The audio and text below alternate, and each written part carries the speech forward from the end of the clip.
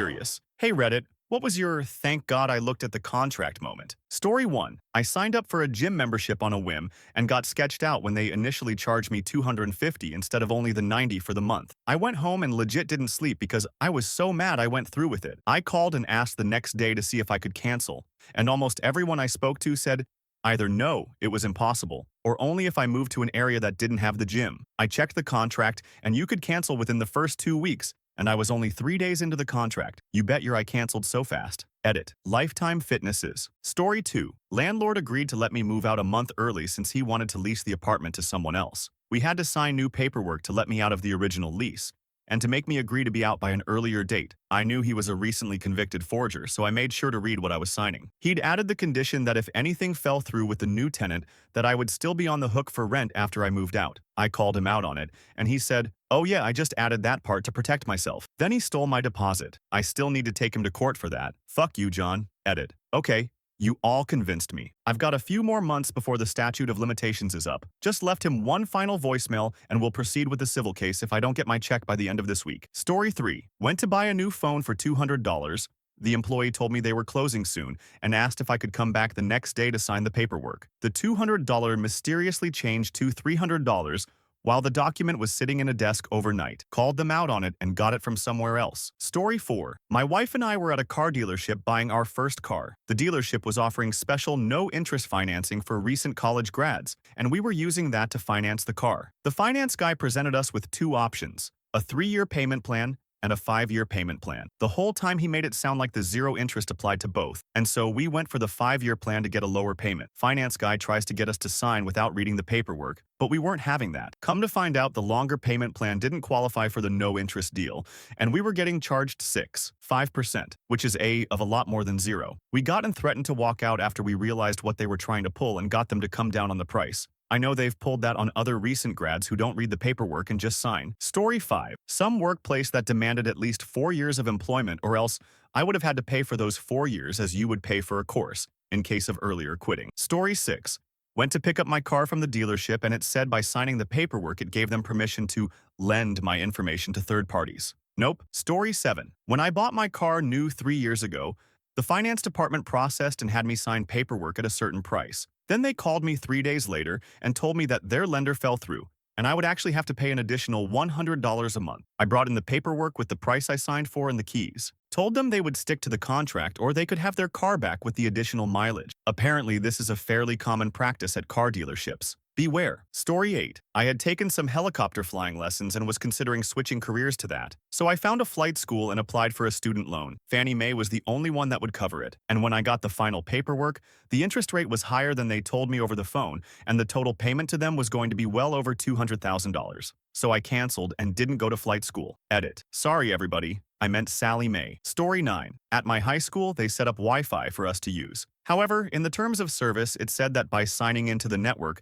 the school had permission to search the phone and look at its contents. I did not sign in and have not to this day. Edit. Wow, this is by far the most popular post I've ever made. Popular enough that now we have some actual legal experts here. Thanks everybody. Story 10. Musician type person here. Label wanted to sign me. The entire contract was in very broken English. Amongst the idiocy on the contract were such gems as signing over my name, copyrights to all of my past songs, and being held accountable financially for any physical albums that didn't get sold. Fuck that! Edit. A couple have people have asked, so I'll leave my Bandcamp link here. It's industrial and incredibly noisy at times, so be prepared. Story 11. Buying my house. Husband signed the paperwork, and I went in later that day to sign. I started to read through the loan application. Mortgage lender said, "What are you doing? You don't have to read it. Your husband already signed it." I was like, "No, I want to make sure it is what I want." Loan was a $250,000 at 25%. Yeah, right. Didn't sign it and got out of there. Mortgage guy said he was going to take me to court. I said, "Go ahead."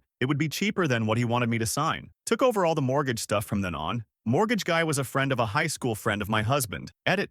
Just talk to my husband. The man who tried to sell us on this mortgage got busted and arrested, lost everything and had to have his parents bail him out. Also, the mortgage lender we did go through for our FHA loan, he also got arrested for selling bad loans. Do your research. Story 12. Viewed this great flat and was ready to hand over a deposit when I decided that I should actually read the rules they sent me once over again. I had read the one they gave me when I viewed the place, and it was a bit strict, and in general I thought it was silly to have written rules when you're paying that much, but again, nothing I couldn't handle. Thank Odin I checked. The rules listed in the email were completely different and included gems like, if you wish to bring a guest to the house, you must put forth a request in writing at least 1 week prior and must be approved by all members of the flat.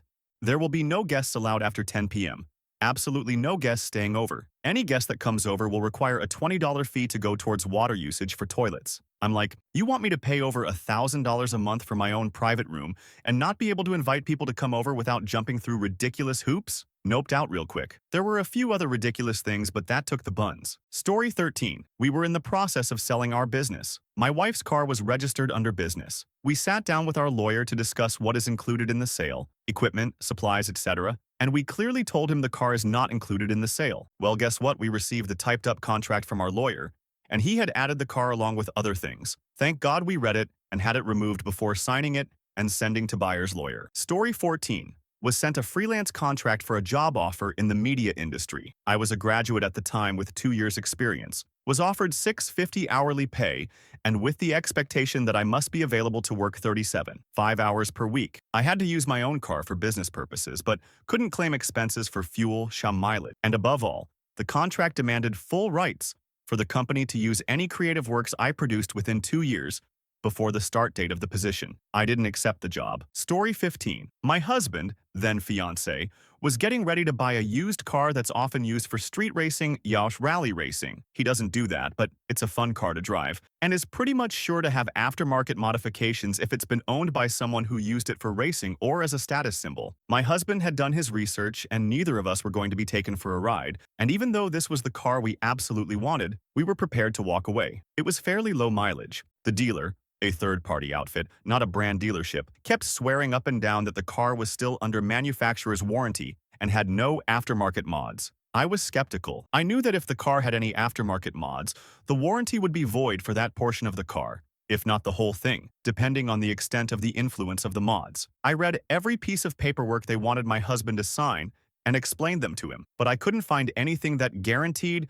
that the car was still under manufacturer's warranty. So I straight up told him to walk away from the deal unless they gave us a piece of paper that both parties signed that said exactly that. They did it. Lo and behold, the car had an aftermarket downpipe, a really nice one, that had been installed improperly. Huh? It was affecting the airflow through the engine and could have eventually caused permanent damage to the engine. It was going to cost us hundreds of dollars to either have it reinstalled properly or return the engine to its original, unmodified state, which would give us warranty compliance. Yay. But, surprise, assholes, we had a piece of paper that gave us a hold on there. They tried to avoid us for a week or so, until we left them a voicemail saying that if we didn't hear from them in 24 hours, they'd be hearing from our lawyer. And that's how we didn't pay for having the car restored to warranty specs. We even got to keep the downpipe.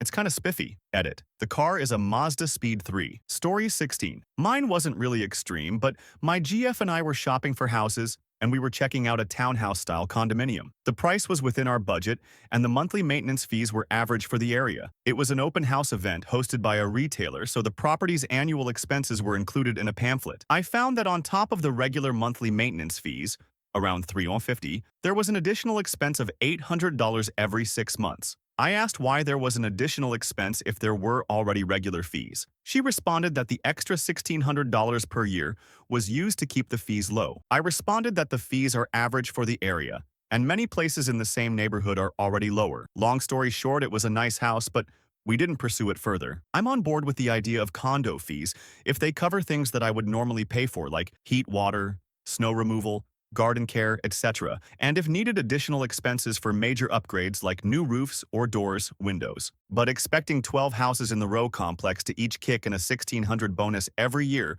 without specific accountability isn't something that interests me. Story 17. I went to a reasonably well-advertised jewelry store to pick up an engagement ring, knowing that I wanted to be a surprise and that she would want to pick out her own ring in due time. I made sure that the ring would be returnable for full price, and even for a full refund from that store when I bought it for about $900. After the proposal, my then fiancé found a ring she liked better at a different jeweler, so I went to return the ring. When I said I wanted to return the ring, the clerk said, "No problem, just sign this and we'll get you sorted out." I read the small paper and it stated something very close to, "I now confirm this sale to be a final sale and cannot be refunded or returned for any reason." I read it, pen in hand, looked at her, and said, "Why would I sign that?" She took the slip back, got her manager, and I was able to get the full amount returned via the same way I paid, on my debit card. For those interested, it was a People's Jewelers in Vancouver. Story 18, U.S. Marines. I was enlisting for a program that's 5 years of active duty, age 19. Get the contract and it says more 8 years.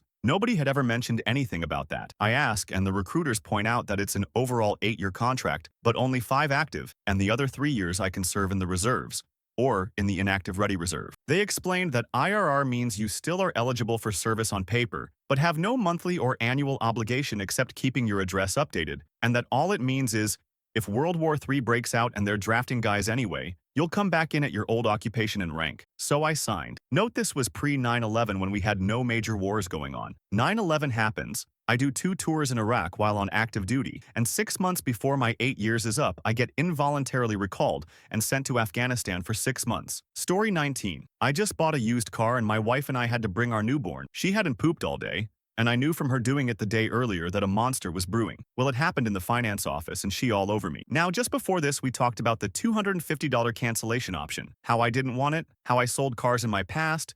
We had a good conversation about it. Well, this jabroni give my wife a digital paper to sign to reject it and zooms into help her sign, but is really obscuring the fact he had her sign for it. After I emerged from the bathroom, covered and watered down, I read the whole long form and caught it. He pretended not to know what the charge was. Then he said it will take hours to manually redo. I told him to get to it. It didn't take hours. I didn't know about the signature until after I got home, because he gave me a digital copy of that on a USB drive. When I got home and looked over the digital part of the contract, I was floored to see and put together what happened. This asshat saw us struggling with our new baby and thought he could steal $250 from us to pad the back end. Story 20. A lease I once had said, the landlord agrees, at the renter's expense, to blah blah, with the blah blah being a list of deep cleaning services to be completed at the end of the lease. Likely many hundreds of dollars worth. Story 21. First-time renter here. Moved out of Unirez to get my own place so I could take my family cat. Found a nice little apartment for cheap downtown. Intended to move in with a roommate or two to split the cost. Close friends of mine. The landlord didn't speak English very well, so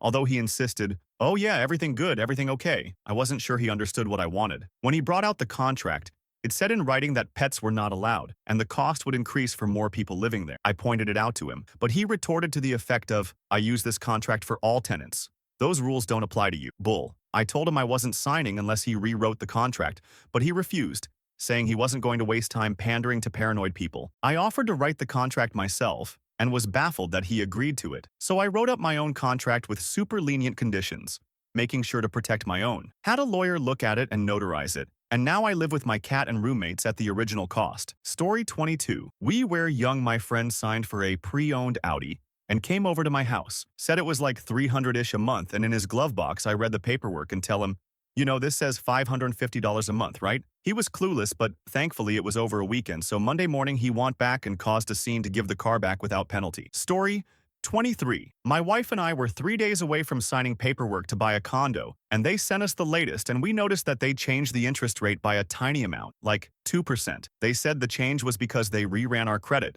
so they altered the interest to reflect our current credit rating. That left a bad taste in our mouth, so we said no thanks and walked away. The next week, my company got bought out and they moved us out of state. If we would have signed, we would have had to either immediately sell or quit my job. Story 24. We bought a new RV and received a coupon for 3 free nights at a luxury RV campground park. Of course, to receive the free nights, we had to sit down with salespeople trying to sell us a membership first. My ex was very gullible and gobbled up the free cookies and sales pitch after they showed us the beautiful photos of their campgrounds all over the state. There were many promises made of ocean views, clubhouses, swimming pools, etc. I was young and he was definitely the one in charge at the time, so next thing I know, the 3 free nights turns into a full-blown membership with extremely pricey annual fees.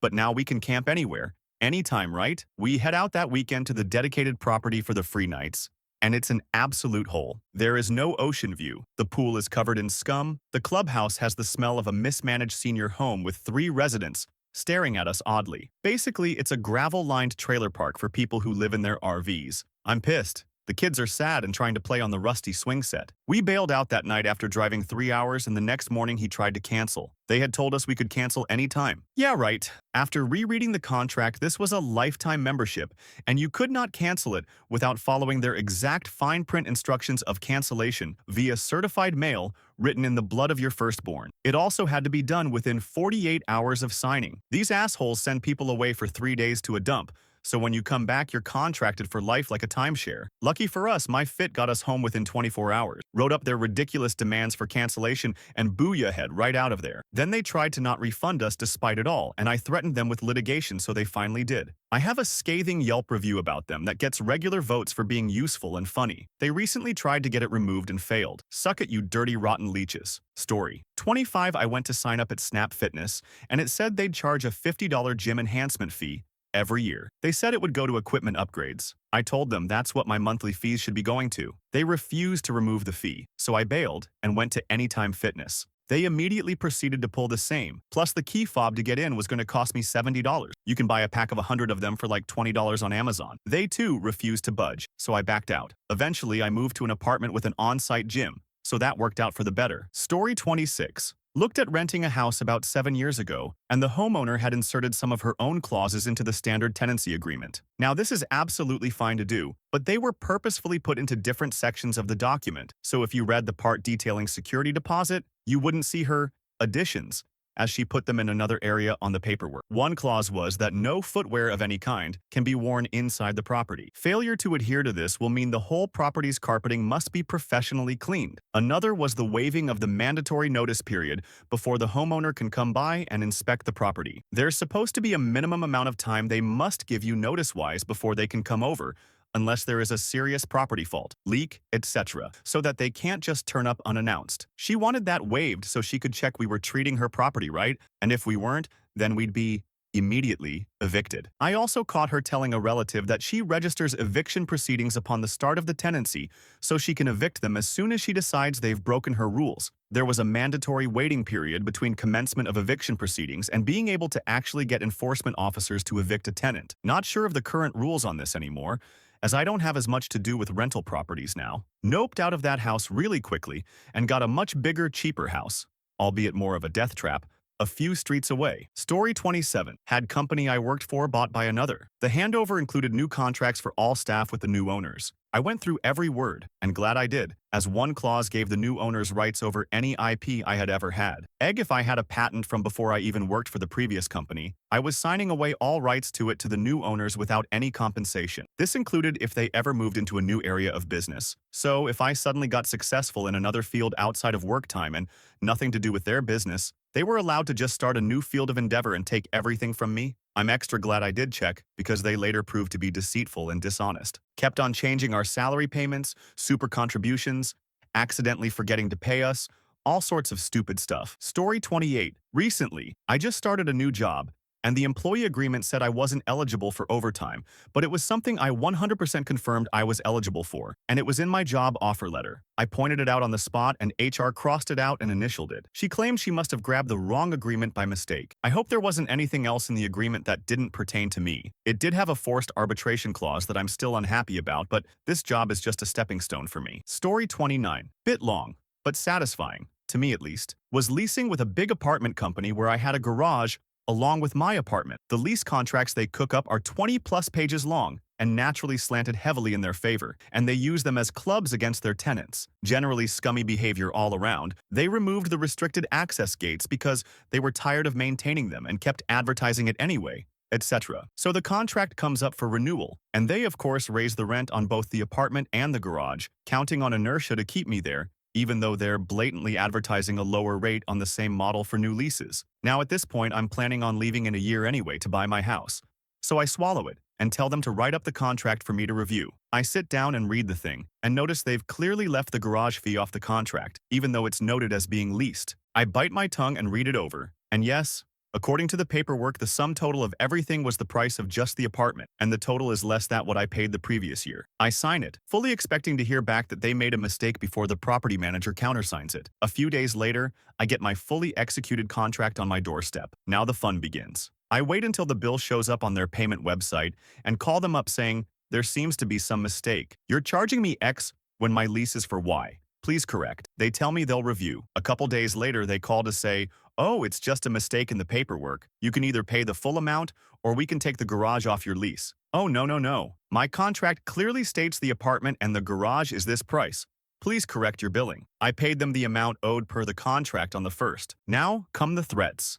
Eviction, delinquent payment, going to affect credit, corporate lawyers. Luckily, I have prepaid legal services through my work. I call up the lawyer they refer me to and send off the contract. He calls me back the next day and says, "You're absolutely right. They don't have a leg to stand on here. Get their attorney to provide you in writing what they believe their legal basis is for demanding more than what's in the contract, and I'll take care of it." My favorite line in contracts like this is how they clearly state that it is the entirety of the agreement, so there's no chance of slipping in things on either side. The property manager calls me to come visit her in the office the same day and says she reviewed it with their attorney, and he believes they're in the right because of generally advertised pricing, or some other such nonsense. She also implied that the person who wrote the contract was in danger of losing their job because of the issue, as if she wasn't more liable for it for signing off on it. This is where I get to tell her I've also retained legal services, and passed on what he said. The look on her face was priceless. She told me she'd take it back to them. End of the story. I received a very terse note dropped on my doorstep a day later, saying they've removed the extra charge from my account. I'm happily living in my new house for 4 years now, but that still gives me a warm glow when I remember it. Edit. I live in a high cost of living area, so that detached one-car garage would have cost me $1,800 for the year. Not surprisingly, nobody was fired for the contract screw-up. Story 30. We were getting ready to move from the U.S. Midwest to one of the U.S. island territories back in 2000. We had 5 cell phones that I was going to have to cancel, and I was looking at some hefty cancellation fees. Then I remembered a clause, not in the contract, but that was printed on our bill a month or two earlier. Previously, they had not charged per-minute rates for calls if they were automatically forwarded from the cell number to another number. I had mine set up to transfer to my landline. The notice had 2 important points. First, they would now charge for the duration of the call even if it was forwarded. Second, if I didn't agree to those terms, I could terminate the contract with no penalties. Remembering that I saw that saved me almost $1,000 in termination fees. I was prepared for a hassle when I contacted them, but the termination went smoothly. Story 31. Quite a while ago, I bought an extended warranty for something from Walmart. When I got home, I found out they put in an act of God clause that basically made sure they'd never have to pay up. Story 32.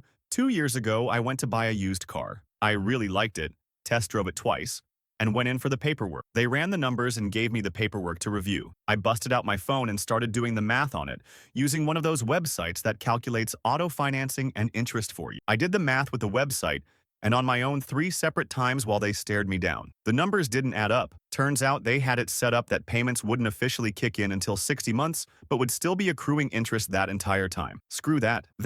And the fact that I caught the salesman lying to me on all kinds of things like, this unused space behind the engine is specifically so if you're in a crash there will be room for it so it won't hit you.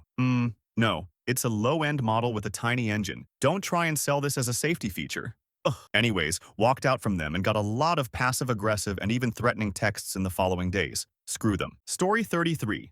Toyota was going to give me a $750 college rebate and 9% APR for 60 months for my truck. Finance comes to talk, saying I suddenly don't qualify for the rebate, and if I did take the rebate offer, I'd have a 5% APR rate and said to purchase the truck without the rebate at 5% APR. Luckily, I'm not stupid and looked through the rebate's fine print prior to walking in. I told them to show me where in the fine print where it said I would have to pay that interest rate and why. The guy said sure he would show me. Obviously couldn't find it. He walked away and came back and said I actually do qualify for the rebate and low percent APR. So yeah, Richard, if you're reading this, Story 34. Okay, this is just a piece of advice because I know there are actors out there who want to get into the business. I'm a talent agent and entertainment lawyer. I cannot tell you how many contracts I read that include things that are not enforceable by law or are just plain illegal, but actors are so happy to get an agent they sign without looking. Hire a all-sounding lawyer. I used to charge $100 to read a contract when I still did it.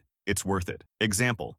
I had a client, let's call her Jess. Jess is an incredible talent in voiceover. She to this day is one of my best clients. However, when Jess was first starting about 8 years ago, she signed a contract with an agency out of Kansas City. 2 years later, she left the agency and we picked her up and showed her our contract. She raised her eyebrows at our rates asking, "How do you guys make anything with such low commission rates?" This along with a few other things made me ask if she had a copy of her old contract for me to read. So here we go. First, it stated that the agency's commission rate, percentage of actor earnings they get, was 45%. The industry standard? If you're union, it can legally be no higher than 10%, and are usually never goes higher than 15%, even for new talent that non-union. Second, it stated a non-compete clause that lasted for 3 years and covered the entire US and Canada. Not enforceable, and if I'm being honest, I could make a judge throw that out on a dime, but it would cost you a lot of money for me to do. Usually you don't find non-compete clauses in acting agencies other than a penalty for breaking your contract with us early, which in our agency we usually derive from an average of your earnings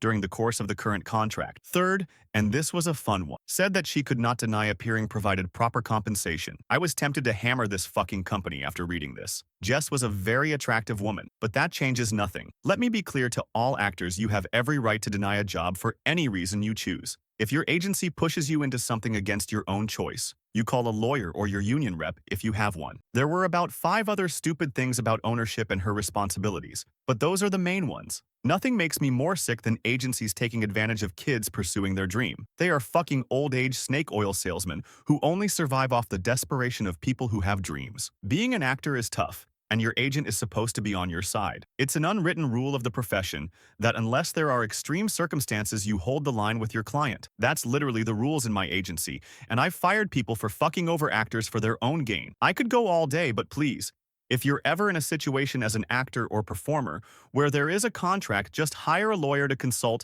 and have them read it. It doesn't cost much in the grand scale of what you could lose. And they will always help you because if you're happy, then you'll come back if you need them. Edit. You type one post without your coffee, and Detective Reddit starts screaming from the rooftops. I fixed the post, you dicks. Story 35. Suicide Girls Model Contract. My ex was offered to come on board. Not just as a hopeful, but a model. Read the contract and said no. They only pay one model daily based on album of the day. A measly few hundred last I recall. They force nudity. Non isn't good enough. The last part says, we reserve the right to use your thoughts with technology that has not been invented yet. Awful company. Legit sell your soul. Nope. Story 36.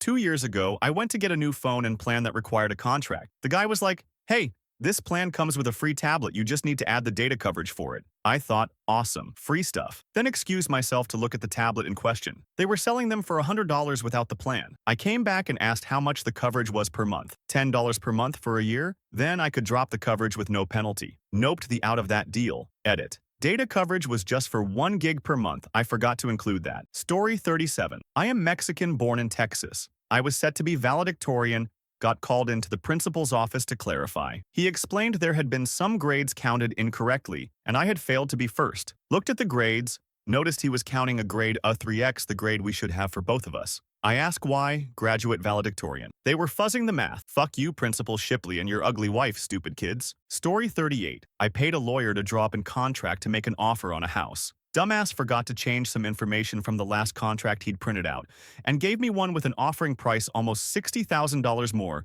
than what the seller and I had agreed upon. Story 39. Joined the Army National Guard right out of HS, and was eligible for a $20K bonus lump sum for the job I picked, as it was stated in my contract. Recruiter told me that wasn't the case. I would receive the first half after completing all initial entry training, and the other after 3 wires of service. I double-checked and verified and brought the sum to him. To his surprise, he didn't believe anyone, an 18-year-old, would read their contracts. Story 40. Whenever I sign liability waivers, like say for a 5K race or a boat tour, I glance through and cross out all the parts that say that I won't hold them responsible for negligence. The person taking the waiver either never notices or never cares. Story 41. I attended this college in 2011 and was supposed to have received my diploma the following year, as it was a 9-month program. I never received it. I had moved, so I am assuming that it was returned to sender when they sent it to my old address. They never called me about it either, as I couldn't attend grad at the time for personal reasons. I was interested in applying for university a bit later because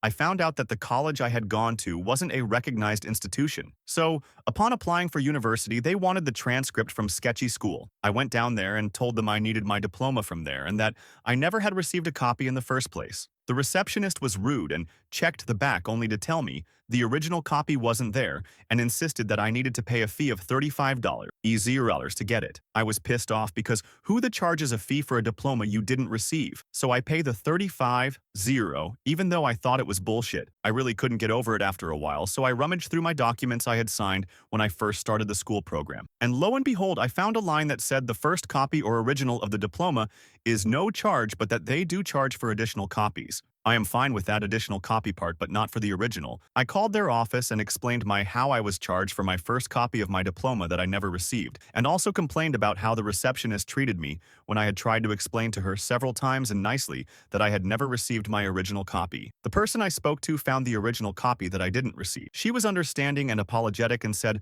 I could come back to get it and a refund. It was so satisfying coming back and seeing the receptionist who basically had to admit she fucked up. I realized she doesn't make the rules, but she really didn't have to be the way she was the first time around. I also know it's only $35. See you, but I don't like being taken advantage of. Edit. Added paragraph breaks.